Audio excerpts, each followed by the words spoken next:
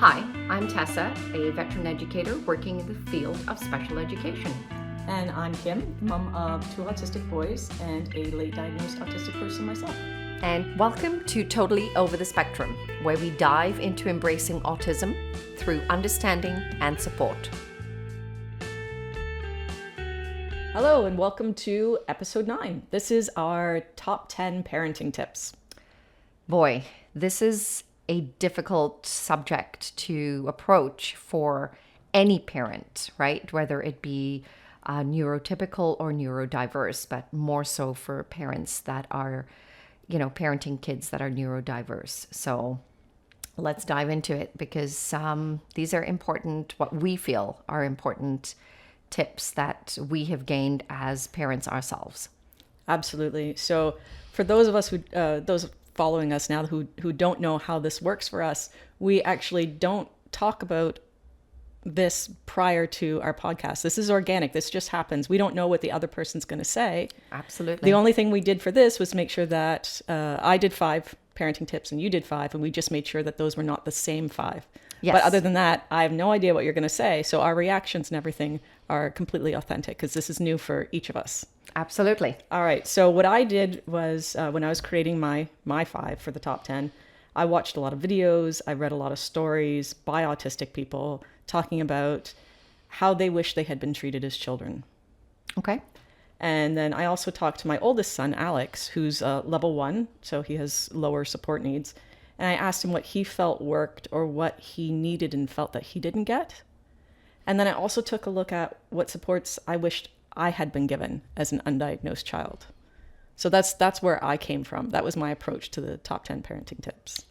Well, my top 10, my 5 that I'm gonna bring to the table over here, comes more from working in the education field, and because we are specifically addressing parenting tips for neurodivergent children, and I'm bringing my experience in the education field to the table and, hopefully providing parents tips on how to address concerns or issues so that they don't, magnify as the kids get older, as well as just bringing some logic to the situation of being a parent myself and having, now raised 2 kids, bringing those helpful guidances to the table as well. Yeah, I think it's important for people to remember that every autistic person is different, right? So these tips are going to resonate differently with different people. Like as a parent, you have to understand your child and their specific needs and then try to make the best decisions you can based on the information you have. Yeah.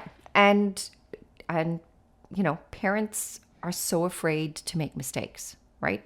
So we're also going to talk about that as we discuss our top 10 over here. Absolutely. So I think I'll start by saying everything builds on having a solid foundation, right? So, and kids are dynamic, they're constantly changing. So I like to have things in order when I talk about things. Of course I do.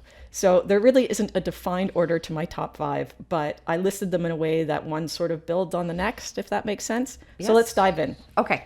Let's do this. My number 1 tip is, for me, it's don't wait for an official diagnosis. Start educating yourself and start therapy as soon as you can. I totally agree with you because once you start to educate yourself, you build that confidence because now you know where this is coming from and you have the tools to deal with it. And the education piece makes your parenting skills a lot more effective and then translates to your child because now you're transferring that confidence over to them and giving them that confidence to do those skills that you're trying to build for them. So kudos, Kim. I like that one. Yeah, we did in episode 6, we talked about the autism diagnosis. So I'm not going to go into it here. You can check that out if you're interested. But if you suspect that your child is autistic, start educating yourself on autism as soon as you can. There's lots of information out there, and you're going to need that information in order to support your child and to advocate for your child. There is a lot of information out there, and some of it is not great. So I understand that is overwhelming. We have lots of information on our website that people can use to help get started, give them some direction to go in. And I'll, of course, put a link in the description for that. When I gather information, I look at as many different sources as I can. But I like researching, so this is not hard for me. But then I decide what I think seems right to me, right? So I will pick and choose from that information, and I'll even ignore the advice of professionals if I don't feel like that aligns with my values and what I understand and what I think is right for my child. And I think parents have to learn to now start really trusting that gut feeling. Yeah. Because you're going to read information, like you said, and it's overwhelming. Absolutely. It's overwhelming for us, and we do this on a daily basis. And like you, I take tips that I know are going to complement the student that I'm working with. And there are times where I go, actually, yes, I understand this is a evidence-based approach, but this is not going to be suitable for the student that I'm working with. And like you, I discard certain avenues and, take other avenues in order to build success for my students. Absolutely. I once had a speech and language pathologist at the school tell me that my youngest son, Peter, who's level 3, non-speaking, would never blend sounds. And as an educator, that's not true. You've heard him do it. Yeah, and he sings beautifully. He really does. Yeah, and Lord help us, those of us who do not sing beautifully. He's not big on that. No, he's not. So He will let you know. Yep. So never let anyone put a limit on what your child is capable of achieving. Even if that's the professional, if that doesn't sit well with you, it's okay to say, no, I disagree with that opinion, because it's someone's opinion. And professionals are still learning. They're going to make mistakes because, believe it or not, professionals are still human themselves. So they're going to learn through their experiences of trial and error and which works and which is evidence-based, that is consistently working. So give them a little bit of leeway to make those mistakes too, because they're learning on the job too. Absolutely. This particular individual was actually near the end of her career, and this came out of a sense of sort of hubris. So it was really very much, I know what I'm talking about because I've seen it all. And that is also going to happen, right? I did have an excellent educator who told me that Alex had trouble transitioning to gym class in grade 5. And I thought, I'm not sure that he doesn't seem to have trouble transitioning like that, really. So I'm not sure why there's this trouble with gym class in grades 5 specifically, because there's never been any issue before. So I talked to Alex about it, and I said, hey, I can see you're really distressed about this. What's going on? And he told me that he said he didn't want to lose his sense of identity. In true Alex form. Yeah. In true Alex form. And trying to bridge that idea of how gym class could make you lose your sense of self was not visibly apparent to me immediately. So I had to ask him a lot of very pointed, probing questions to sort of elicit that information out of him, right? He was not forthcoming with it because it made perfect sense to him. Eventually, we got down to the idea that he thought he was going to have to wear a uniform. Now, in Ontario, in Canada, in the public school system, the kids don't wear uniforms. They wear whatever clothing they want. And he had this image that because he was being asked to change his into gym clothes for grade 5 specifically, that he would have to wear a gym clothing uniform, like the school colors or the school uniform or whatever it is because in American television, they often have their gym clothes all the same. Yes. And that's all he knew. And that's what he thought was going to happen. And he couldn't articulate that. So you really had to dig to find out where that was coming from. And once I explained to him, I said, no, you get to just choose a separate set of shorts and t-shirt for you to wear. That's yours. Because you're going to get smelly and sweaty in grade 5, and the teacher doesn't want a bunch of smelly grade 5s stinking up the classroom. So you have to change your clothes. And he was fine. He was fine after that. So it's not that was a bad teacher in any way. It's just she thought, hey, he's having trouble transitioning. But it was deeper than that, right? And it just took a little bit of time in order to get to understanding where he was coming from and to help him understand what it is that he found distressing about the situation. Yeah. So I understand that not every kid's able to articulate that and that kind of thing, but for kids who can, for kids who are speaking and can, take some time, figure it out. Don't just take someone else's word for, hey, this is what's happening. Talk to your child if you can. Great advice. And the last part of this was just to start therapy as soon as you can, because your occupational therapist can help you figure out your child's sensory profile. Your physiotherapist can help you with gross motor concerns like walking, running, jumping, climbing, those kinds of things. And your speech and language pathologist can help with language and communication right away. And then there's also behavior therapy. We went in depth into ABA in episode 5, so we're not going to touch that here because that's a big topic. But just saying that therapy, starting that as soon as you can, if you are able to do that, is going to give everybody a head start. I'm so glad you mentioned that because that is my number one parenting tip. A lot of parents I find, get disheartened or overwhelmed, especially as their child starts to mature and their behavior now starts to magnify and become more explosive and less controllable. So my number one parenting tip is to deal with behavior. What my saying is when they're 2 rather than when they're 6'2". When you advocate for your child and you start intervention early, you're able to clean the slate far more effectively when behavior has already been established. So it takes a lot longer to peel back those layers, much like an onion, in order to get them back to the core and rebuild and reprogram positive behavior. I love your saying. It is a saying that I use when I am, chatting with parents or educators myself. And I go, autism gives you the opportunity to have unusual behavior, but not bad behavior. So I apply that to everything that I do. Yes, you can, flapping, sounds, all of those are part of an autistic trait, but bad behavior is not going to serve them in their best interest, especially in the long run. Because we're always I try to scaffold my learning where the success of one is the foundation for another.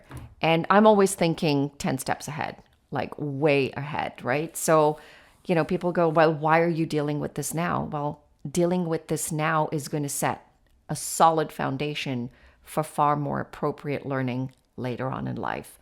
When they start maturity, when they go into puberty, when all of those, hormones kick in and they cannot decipher head or tail for a neurotypical kid, leave alone a neurodiversity kid.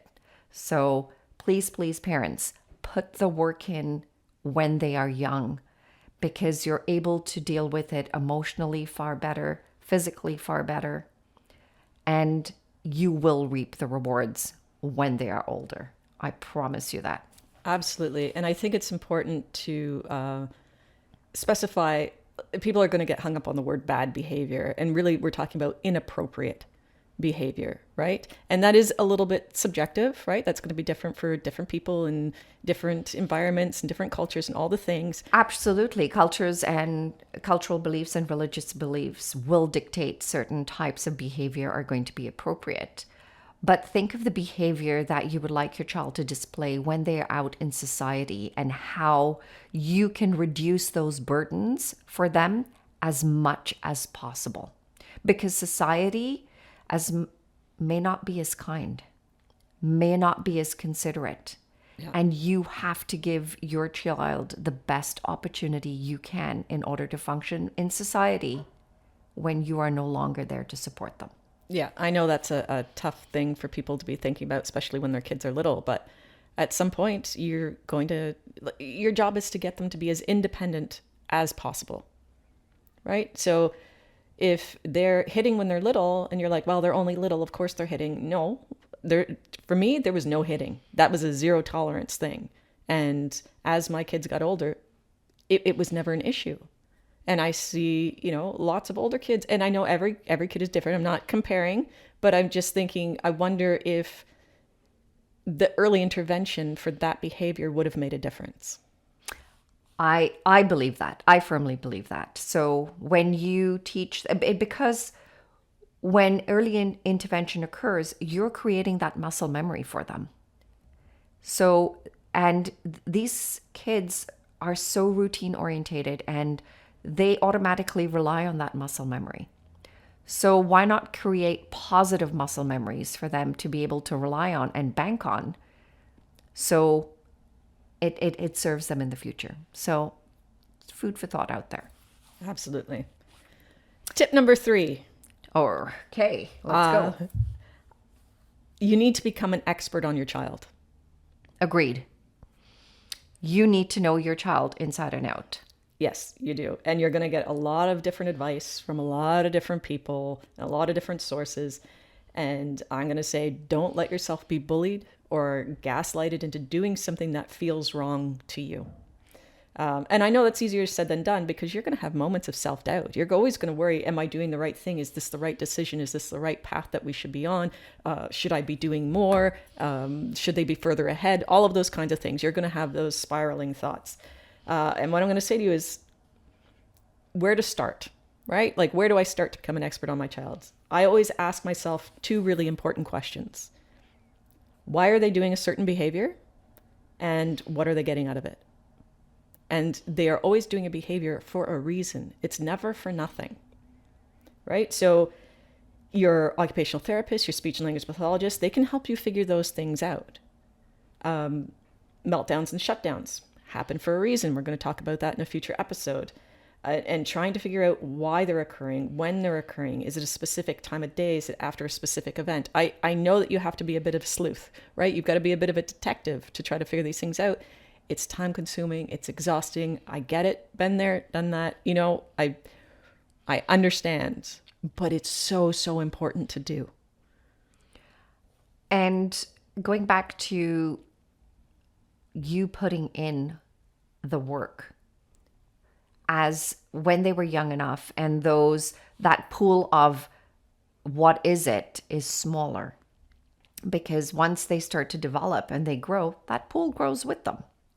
So you need to try and figure things out when they're smaller, younger, and have less of those needs, unlike when they're adults and teenagers.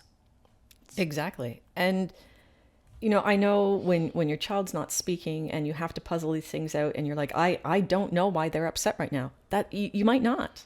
You might not. And that's okay. But you can track it. You can say, okay, when is this happening? How long is this happening for? Is it after a specific event? You know, sometimes kids will hold it all in at school and they'll come home and they will let it all out because they've been holding it back for so long and they can't hold it back anymore. Right? And yet you just keep notes, write it down, track it. Eventually you will see a pattern forming. And one of those days you'll be making a cup of tea or working in the kitchen or doing something, and then it's going to hit you and you go, aha, you're going to have that aha moment, and then everything will just fall into line and make sense. And, you know, talk to other parents about it. We have a website set up on our Facebook account where you can talk to other parents and exchange stories. And sometimes parents will say, oh, this happens with my child when or because of, and you'll go, oh, I think that's it. I think you absolutely nailed it for me. I get it. Yeah, 100%. One of the most talked about experiences of autistic people that I came across was not feeling heard or understood as children. Devastating to me. So if your child is speaking, if they are able to communicate, listen, see what's going on, you know, dig down into that and see what they have to say. And I think also, just because a child's expressive language is not of a higher level doesn't mean you disregard their receptive language. Please, parents, you know, just because they're unable to express something to you doesn't mean that they're not listening to what you say, and it does impact them. Yeah. So be careful what you say around them and how you say it, because they do know. Yeah. And I think I can relate to, like, a story, you know, comes to mind, or a situation comes to mind where Peter and eloping. He went through a phase where he was constantly eloping for the least thing, even if an imaginary bee buzzed by. He was ready to take off. And when you started to speak about it in front of him with professionals, all of a sudden he realized that this was a big enough deal for you to be able to now go out and seek professional help. And it made him stop and pay attention to what was being said.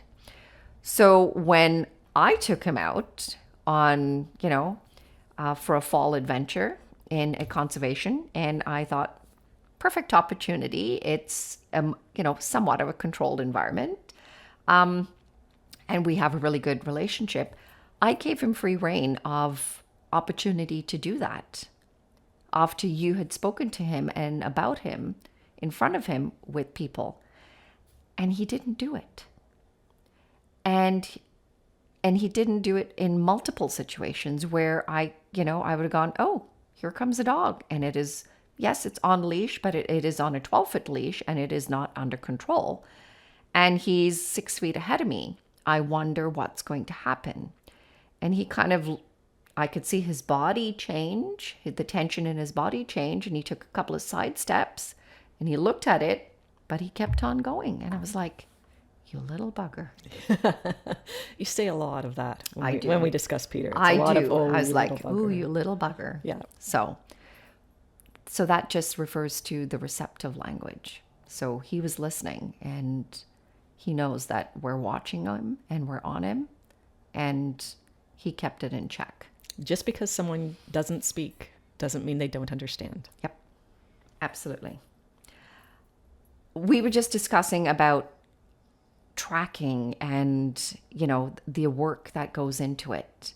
And I can just hear parents go, you gotta be kidding. Like, you've gotta be kidding, woman. Like, are you for real? Like, you must be nuts. I get it. Yes. But this is when I come in, and my next parenting tip is be patient. Be patient. Be patient for them and be patient for you.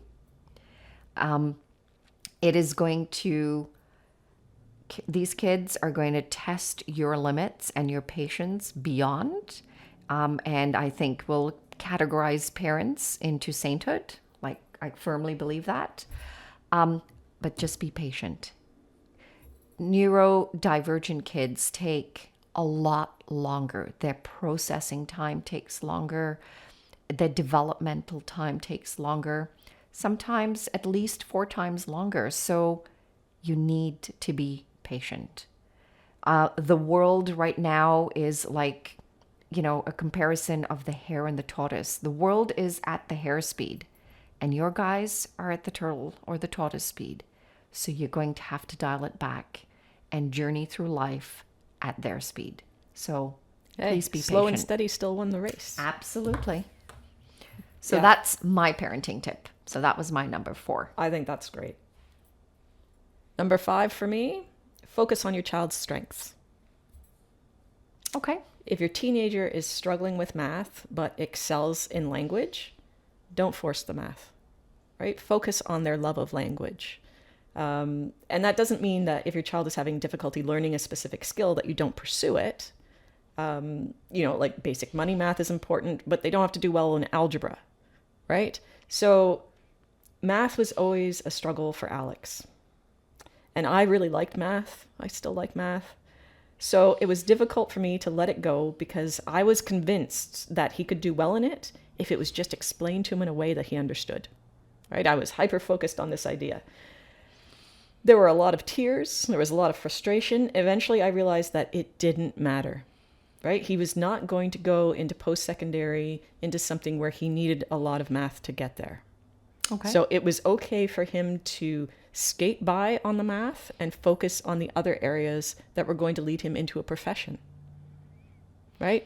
I had to let it go. Let it go. He doesn't like algebra. He doesn't want to find the X. Okay, he doesn't want to do it. And it's hard when you are not interested in something. So did he pass? Yes, he passed. Do I think he could have had a higher score? Yep, probably could have. Doesn't matter. It doesn't matter.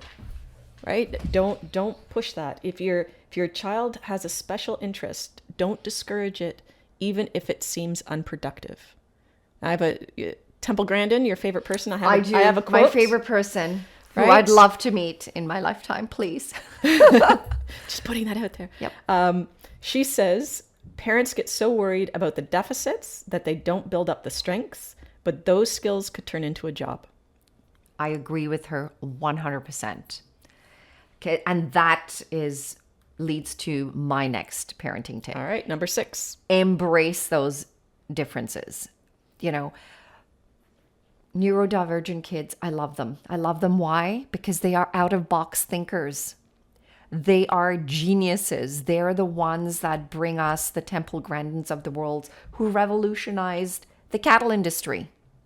So these people come to us with such amazing outlooks. And we neurodivergent people go, oh my God, genius, superpower, right? But they're always thinking of these out of box. That's their norm. That's their world. We're stepping into their world of amazing ideas. So embrace those ideas. Embrace those indifferences because they are so amazing. You know, they have amazing sense of humor, amazing ability to do things, you know, in a way that we would never stop and think of doing it. And it is just so pure and so organic. It is such a privilege and pleasure to be around for me. I love it. I love it. I thoroughly enjoy spending time with both your boys. And we always get a kick out of wherever we go and whatever we do, in whatever shape or form. And when I say that with a lot of affection because some of the outfits your boys have gone out with, you would have... I often stop and go, if your mother was here, that would not be happening. Hey, you know, I do let them be them. I like most parents worry about my kids getting bullied and that sort of thing. So I'm a little bit reluctant, you know, for them to go to school outside of like Halloween or something dressed in some odd clothing, you know, pink hair, whatever. So it's if they really wanted to do it, I would let them do it. But I would just say, hey, you know, not everybody is kind and you need to be aware and you need to keep yourself safe, right? So it's always a bit of a balancing act. I think it's important for parents to know too that not every child, of course, is going to grow up to be a Temple Grandin, right? They are not all going to have that sort of impact on the world, but it doesn't mean that you don't let them pursue what they're interested. Like everybody's going to have something that they can do and that they do well and that they enjoy doing. And it doesn't have to be on a grand scale to be important and to have, you know, an impact in their lives and make them feel good about what they're doing. And just because they don't have an impact, like you hit it on the head, like the world, doesn't mean they cannot have an impact on some or one person's world, right? How amazing would that be? It's like if everybody just stopped and thought, hey, if I can have an impact on this person's world and made a difference, the world would be a better place. So, yeah, I agree with you on that one. And I'll give a really good example. So Peter is non-speaking, and we're standing out waiting for the bus to come and pick him up to take him to school. And there is an elderly man walks by us every day on his way to go get a coffee, right? And I would smile and say good morning, and he was grumpy face and wouldn't talk to me, just not interested. I'm like, oh, that's cool, but I'm just gonna smile at him next time and not bother him so much. It's fine. And one morning, Peter was flapping his hands a little bit, and it looked like a wave. And as this man was walking by, it looked like Peter was waving to him, and he lit up. This man that frowned at me every single day lit up like a Christmas tree. And he waved and smiled at Peter because he thought Peter was waving to him. And so I said to Peter, I said, say good morning. And so Peter said, good morning. And that man walked by with a smile on his face every morning after that.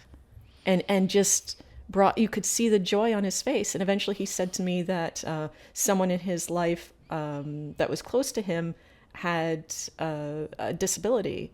And Peter reminded him of that person, and it just brought joy to him. There you go. An impact into one person's world. There we go. Right? Perfect example of that. So there you go. All So right. number 7, it's okay to make mistakes. You are going to need trial and error to figure out what works for your child. Yes, I agree with you. It is. And that is not just that just goes across the board. It is okay to make mistakes. It's okay to make mistakes as a parent, as a person, as a professional. It's okay. Because guess what? You learn how to not do something. And the key to that is learning from that mistake and applying it so that you don't make that mistake again. But it is okay. Kids don't come with, a guide or a manual. And especially the kids that we're talking about, they bring so much change up to society and to our lives. It leaves us, we're kind of always catching up with them. So you're going to make mistakes, and it's okay. They're not going to break, and they will be more resilient for it. Our kids don't need us to be infallible. They need us to be present, right? So it's an opportunity to model appropriate behavior on how to handle making mistakes. It's okay to say to your child, hey, I messed up. I'm sorry. I thought this, and this is what happened. And allowing them to deal with that builds the emotional intelligence, right? And I think a lot of parents forget that piece of it, is building that emotional intelligence, right? You automatically think that everybody is going to have it, and it's natural ability. No, sometimes it needs to be explicitly taught. And especially with kids with autism, right? Learning facial expressions and trying to gauge emotions. And I think we've spoken about that. Yeah.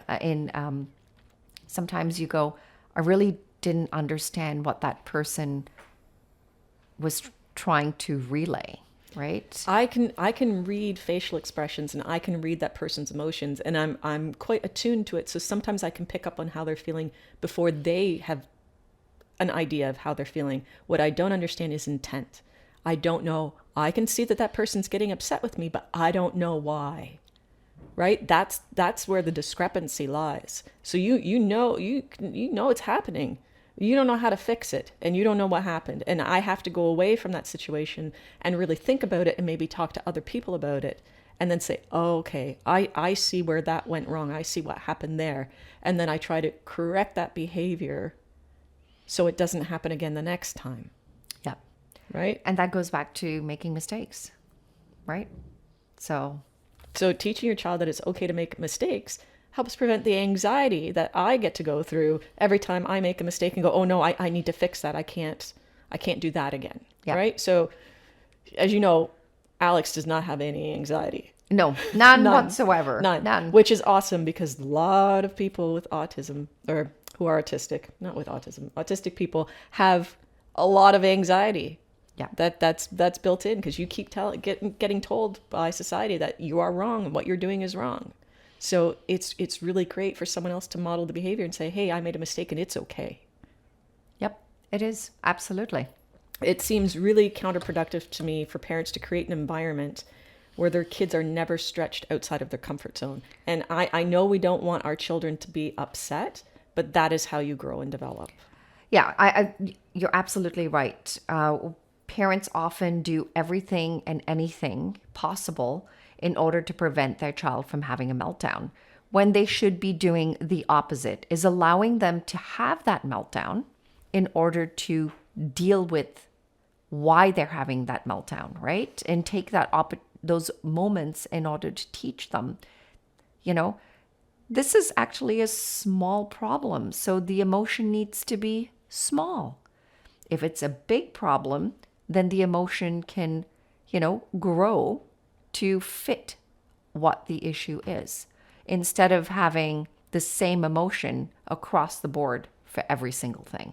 Meltdowns are going to happen. They are going to happen regardless. Sometimes life is just going to be overwhelming at any stage for any autistic person. So learning how to deal with that is super important. And it's not like you can't put things in place to help prevent meltdowns once you understand what those things are, like sensory overload or those kinds of things, right? Like I hate wet socks, hate it, can't handle it, meltdown territory. I will carry a change of socks with me if I think that that's a possibility in whatever environment I'm going in, because I can't function, right? I can't hear, I can't think, I just don't talk to me. I'm all irritated now.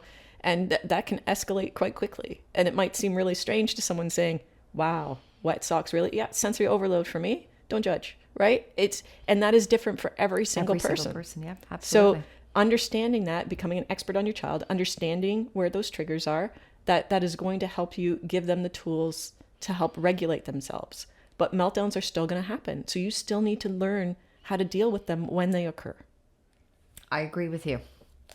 Now, this kind of helps me go into my next parenting tip, which is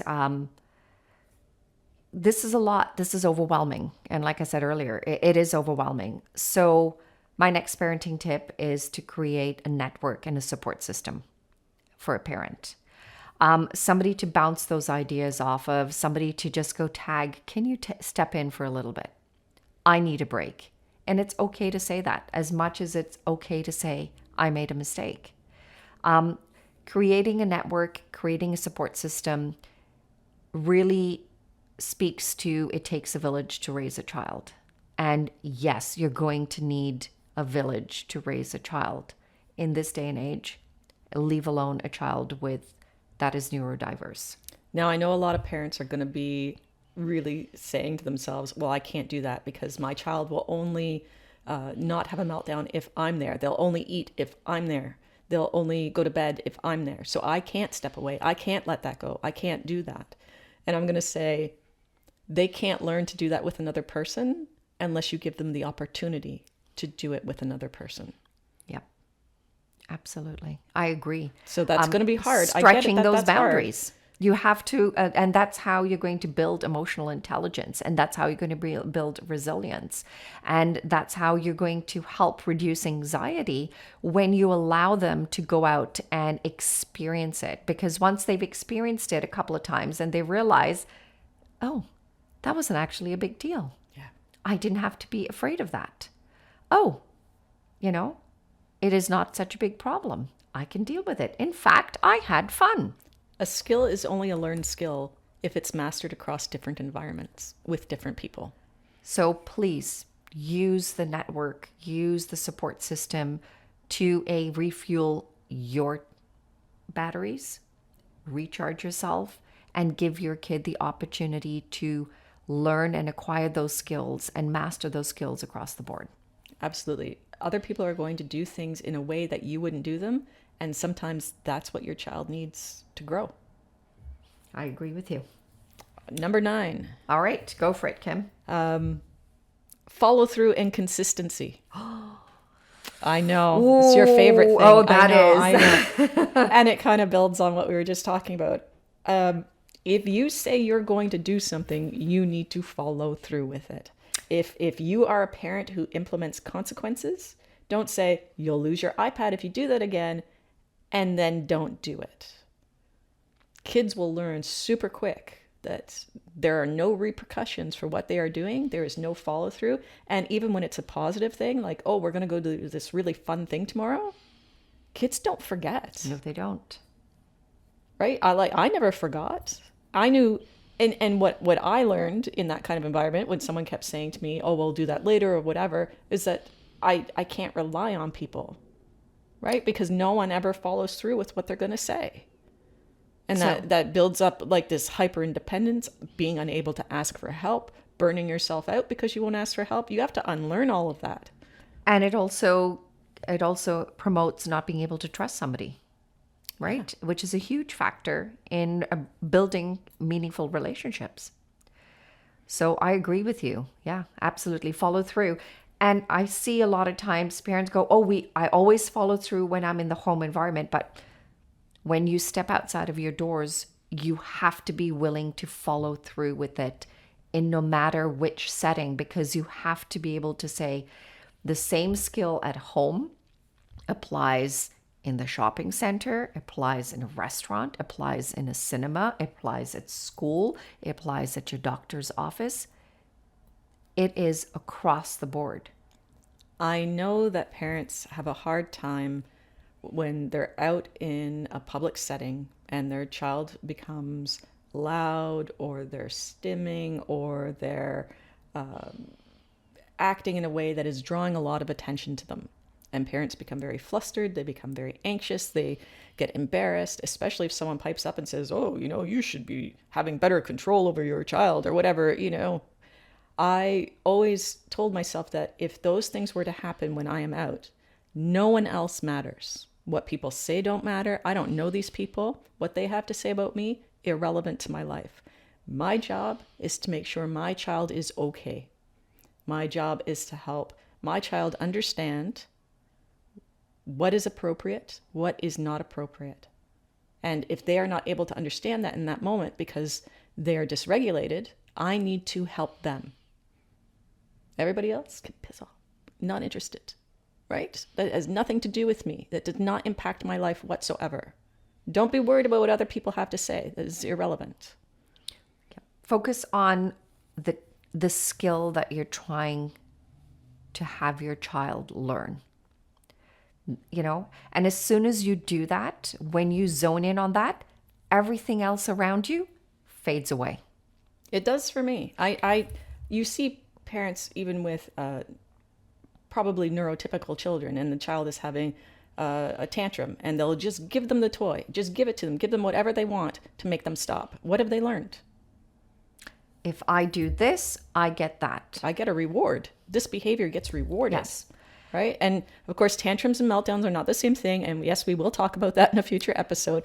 But just as an example, many parents do this. Many parents placate their child when they're out in public to avoid embarrassment or to, avoid a scene of some sort. Yeah. When I'm out with my students in public, in a public setting, first of all, my focus is their safety and well-being. That is my number one priority. Secondly, is taking every teachable moment that I have in order to expand that learning of theirs, right? So if it seems to be inappropriate when it is in one specific setting and that certain behavior starts to display in a different setting, I take that moment. It doesn't matter what is going around or what's happening around me. I'm just going to stop and go, we don't do that at school. We don't do that over here. And you will get a lot of kids go, well, why not? And you just have to be open and honest and to the point. You just got to be blunt. They're not looking for a sugar-coated way of you telling them. They just want the straight up answer. That is true for most things. Just looking for information, yes. Yep. So tell them why. And as soon as they get that why, oh, okay, it's over and done with. It is. So take those moments, right? Take those moments and make it a teachable moment. It does make a huge difference in stretching those boundaries and resilience and learning. Your child's needs need to be priority when you're out, and no matter what people are saying. I agree with you. All right, our last tip, number 10, what do you have? My last tip is, I was kind of torn between a couple of them, but it's more relating to consistency, right? It's, you were talking about being consistent wherever you go. So the consistency part has to also be realistic. Setting realistic goals for your kids, right? So a lot of times parents compare their kids to neurotypical kids or to, other kids of the same age. And they go, well, why isn't my kid doing the same as that kid? First of all, don't compare them. And then also set realistic goals for your own child based on where their level is at. And again, these are all feeding into each other. You become an expert on your child. You know where your child is at. You know what an appropriate goal might be for your child. And ignore the fact that they're learning this at 6 and most kids learn this at 3. It doesn't matter. Yeah. What matters is that they learn it. Absolutely. So setting realistic goals really helps reduce a parent's anxiety, for number one. And when you reduce the anxiety within the parent, that relates to the child, because believe it or not, just because you don't say something doesn't mean your child is not picking up on that emotional piece, right? They're picking up on the tension that you are emitting to them. So they're very in tune to that. You know, it is that age-old thing where a child falls in the playground, and if people go running over to them and they're like, "Oh, are you okay? Are you hurt?" "Oh, well, now I think I am because you seem pretty upset about it, so I must be hurt." And if you go over and go, "Oh, let me see. Oh, no, you're okay. We'll go get you cleaned up." They're like, "Oh, I'm okay." Yep, absolutely. So setting those realistic goals, accomplishes so much, right? And it also just helps you as a parent go, I've won that little battle, right? We've achieved this. And it over time it does build up and it does help. And those skills can be expanded as you mature. I'll give an example about Alex because I think examples really help solidify ideas. When Alex was little, if he had a script or an info dump that he wanted to say, he could not be interrupted at all. If you interrupted him, he would have to stop and start again at the very beginning. And these are not small scripts. I'm talking like 2-hour scripts or info dump that he has going on. And to stretch him beyond that, to teach him that, I started by going very, very small. My goal was to be able to get him to stop and continue at another time. So I started with saying, gave him a very short, like 2-second interruption near the beginning of his info dump, so that if he needed to start again, it wasn't a very long restart. And I could see him pause and have to recalibrate, and I would give him time to do that. And then eventually he could continue from where he stopped with a very short interruption. And over time, I would increase the length of that interruption. And then I would increase it by asking him a question about what he was talking about. So now he had to stop, think about the question, answer the question, and then pick up again from where he left off. So setting a goal, you don't have to run for that goal. You can set that in increments, and that takes as long as it takes. And people might say, well, but, info dumping brings joy and scripting is something they need to do. It's stimming. It needs to happen. Yeah, I'm not stopping him from doing that. What I am doing is teaching him the ability to have personal control over asking if it's okay to do that at this moment, because another person has to be sitting there listening, right? So to being able to ask, right? And then to be able to start and stop again. So that's teaching him flexibility for himself and consideration for others. And those are all realistic goals. You're not asking him to, do a 150-piece memory puzzle straight off the bat while he was having a conversation with you. That would be an unrealistic goal. So your approach was very realistic, and it was methodical, and it was in small increments. And he didn't even quite realize that you was stretching those boundaries till it became muscle memory to him.